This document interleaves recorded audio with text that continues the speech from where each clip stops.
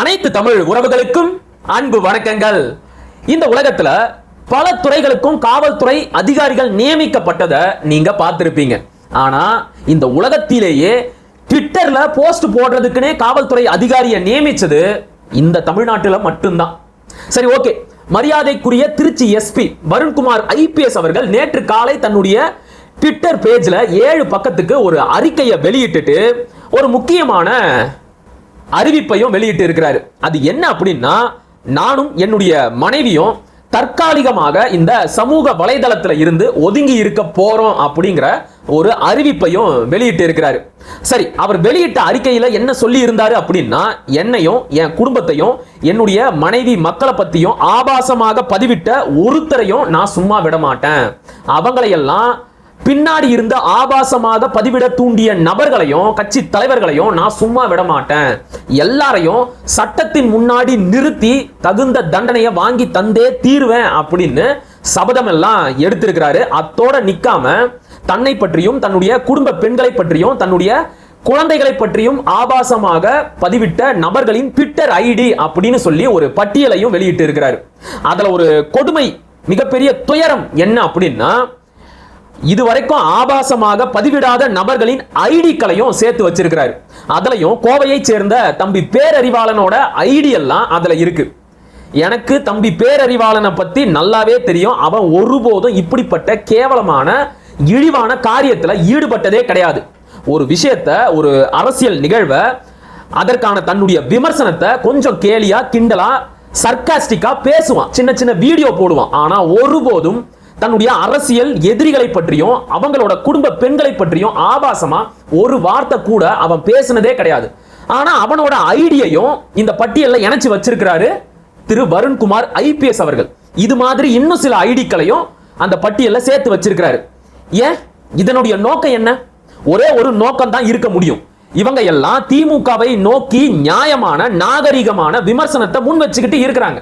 திமுகவை எதிர்த்து யாருமே பேசக்கூடாது. அப்படி பேசினா அவங்க மேல இப்படிதான் பொய்யான போலியான குற்றச்சாட்டுகளை சுமத்தி வழக்கு பதிவு செஞ்சு கைது செஞ்சு சிறையில் அடைச்சி அவங்கள அடக்கி ஒடுக்கி முடக்கிடுவோம் அப்படிங்கிறத தன்னுடைய இந்த செயல் மூலமாக வருண்குமார் ஐபிஎஸ் அவர்கள் ஒரு மறைமுக மிரட்டலாகவே விட்டு இருக்கிறார்.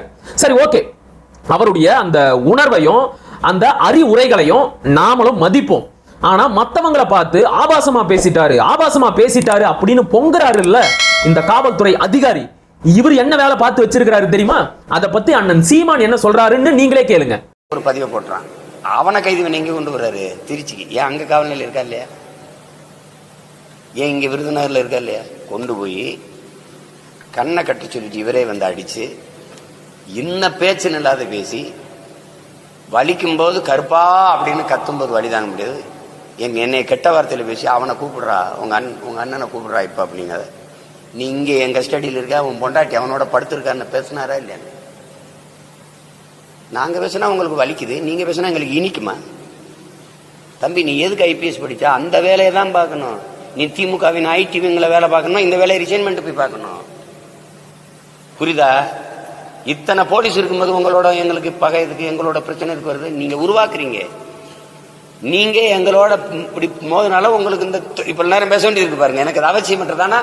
உங்களுக்கு நீங்க புகழ் விரும்புறீங்க, உங்க பேர் அடி பண்ணணும், உங்களை பேசணும், செய்தி வரணும் அப்படின்னு. அப்படி பெரிய வீரம்னா அவங்க நேருக்கு நேரம் மோதுவோம், அதை செய்வோம். அதிகாரத்தில் இருந்துக்கிட்டு வழக்க போடுறதே பேர். நான் புதுசா பேர் பார்க்க போறேன்னா தம்பி, புதுசா பேர் பார்க்க போறேன்னா சொல்லுங்க. 138 வழக்கு இதுவரை இருக்குது. எனக்கு வழக்கு இல்லாத நீதிமன்றங்கள் இல்லை, மாவட்டம் இல்லை. புதுசா போட்டு என்ன? அவர் பொறுப்பை உணர்ந்து வேலை செய்யணும். நீங்க கூலிக்கு வேலை செய்யறிய, நான் கொள்கைக்கு போராடுறேன். எனக்கு இதெல்லாம் ஒண்ணும் இல்ல. இதெல்லாம் யோக்கியமான செயலா திரு வருண்குமார் ஐபிஎஸ் அவர்களே? உங்க மனைவியை பத்தி சொன்னா உங்களுக்கு கோபம் வரும்.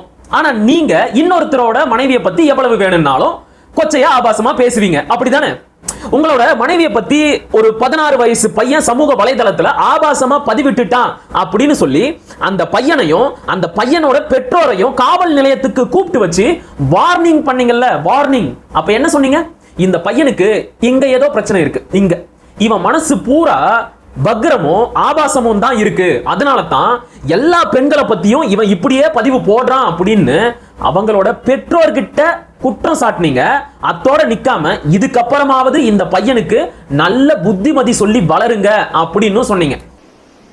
ஒரு சொந்தக்கார பையன் கூட சேர்ந்து வீட்டுல போய் விசாரிங்க, அடிக்கிறது தீர்வாக, இந்த நோய் இங்க இருக்கு, அதனால அடிக்கிறது தீர்வாக. இப்ப உங்களுக்கு இந்த இடத்துல என்ன ஓடிக்கிட்டு இருக்கு? எதை வச்சுக்கிட்டு இன்னொருத்தரோட மனைவியை இந்த அளவுக்கு கொச்சையா ஆபாசமா பேசுனீங்க? இதுல நான் சாட்டை துரைமுருகனை கைது செஞ்சதுல இருந்துதான் இப்படிப்பட்ட ஆபாசமான பதிவுகளை சமூக வலைதளத்துல என்ன நோக்கியும் என் குடும்பத்தை நோக்கியும் பதிவிடுறாங்க. நான் ஏன் சாட்டை துரைமுருகனை கைது செஞ்சேன் தெரியுமா அப்படின்னு அந்த அறிக்கையில ஒரு விளக்கம் கொடுக்கிறாரு பாருங்க. அபத்தம் அபத்தம் அபத்தத்தின் உச்சம். இவரு திருவள்ளூர் மாவட்ட காவல்துறை கண்காணிப்பாளராக இருந்தபோது காஞ்சிபுரம் திருவள்ளூர் இந்த பகுதியில சட்ட ஒழுங்கு சீர்கேடு ஏற்படுற மாதிரி ஒரு யூடியூபர் யூடியூப்ல பேசினாரு. அதுக்காகத்தான் நான் அவரை கைது செஞ்சேன் அப்படின்னு சொல்றாரு. என்ன சொல்ல வரீங்க? என்ன சொல்ல வரீங்க? ஒரு விஷயத்தை தெளிவா விளக்கமா விலாவரியா சொல்லுங்க. அண்ணன் சாட்டை துரைமுருகன் அவர்கள் பாக்ஸ்கான் ஊழியர்கள் போராட்டத்தை பற்றி யூடியூப்ல பேசினார்.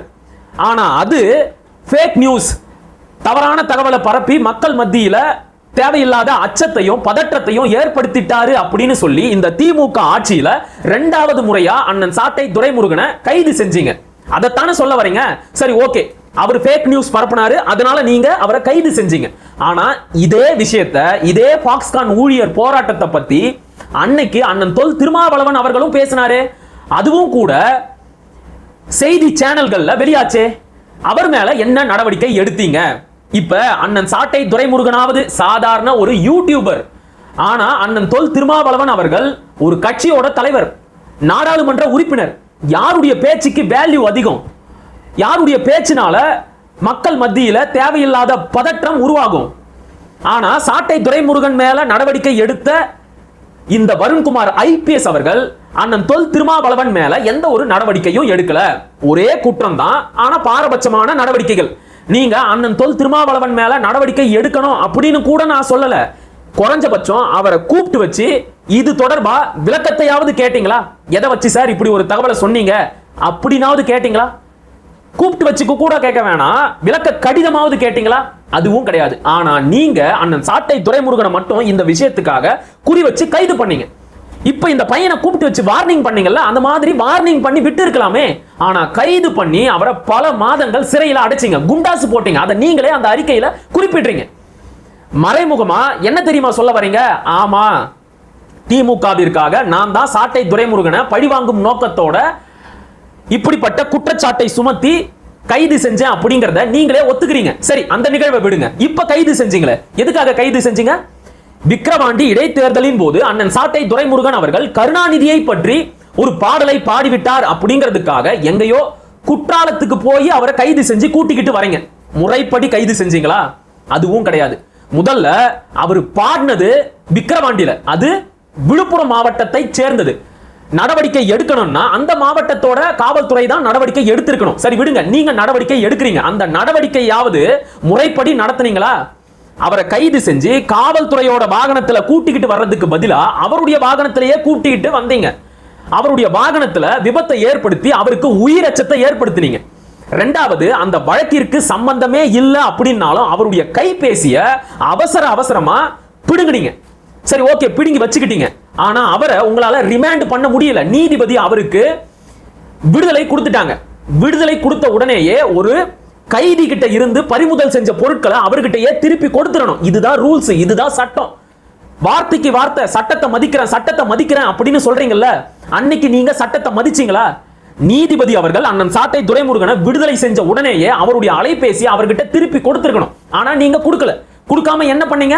நீதிமன்றத்துல வழக்கு போட்டு வாங்கிக்கோங்க அப்படின்னு சொல்லிட்டீங்க. சரி, ஓகே, நான் நீதிமன்றத்துக்கு போய் வாங்கிக்கிறேன். அது வரைக்கும் என் பொருளுக்கு யார் பாதுகாப்பு? வச்சிருக்கிற காவல்துறை தான் பாதுகாப்பு. ஆனா இதுக்கு இடைப்பட்ட நேரத்துல என்னுடைய அலைபேசியில் இருக்கிற உரையாடல்கள் எல்லாத்தையும் எடுத்து திருச்சி சூர்யா சிவா மூலமா வெளியிட வச்சது யாரு? வெளியிட்டது யாரு?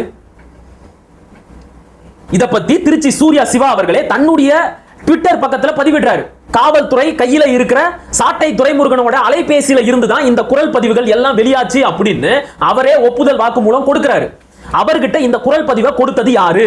காவல்துறை தானே, உங்க பொறுப்புல இருந்த காவல்துறை தானே. இது நியாயமா? இது சரியா?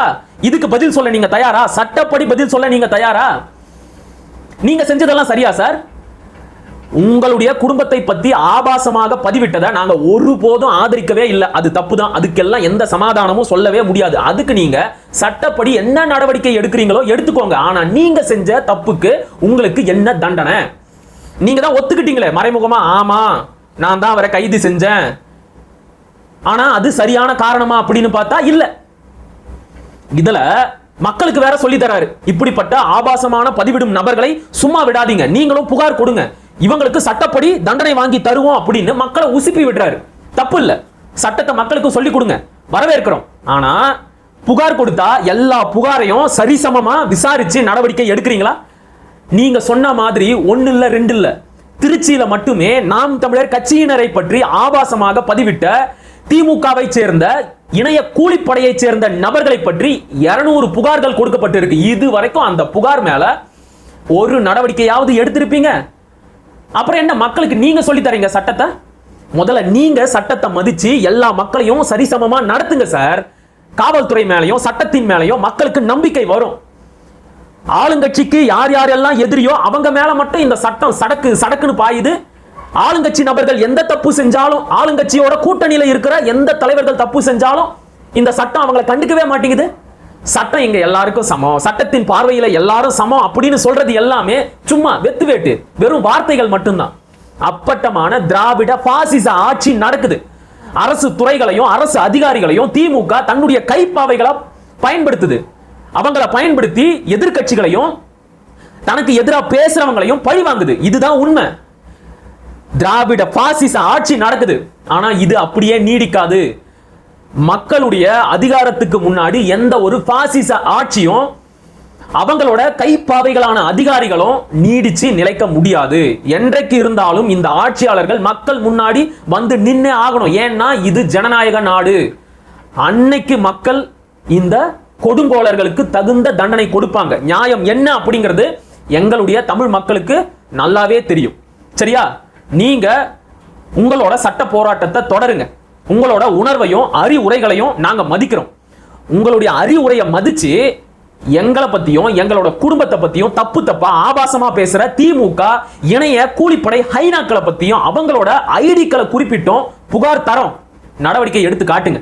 அப்புறம் நம்புறோம் உங்களோட நேர்மையையும் உங்களோட நியாயத்தையும். சரியா? மீண்டும் அடுத்த காணொலியில் சந்திப்போம். அதுவரை இணைந்திருங்கள். இது உங்களாய் நான் உங்கள் மகிழன். படிப்போம், பகிர்வோம், பயன்பெறுவோம், கற்போம், கற்பிப்போம், களமாடுவோம். தமிழ் வெல்க, தமிழர் வாழ்க, தமிழ்நாடு வளர்க, தமிழ் தேசியம் மலர்க மலர்க மலர்க. நன்றி, வணக்கம்.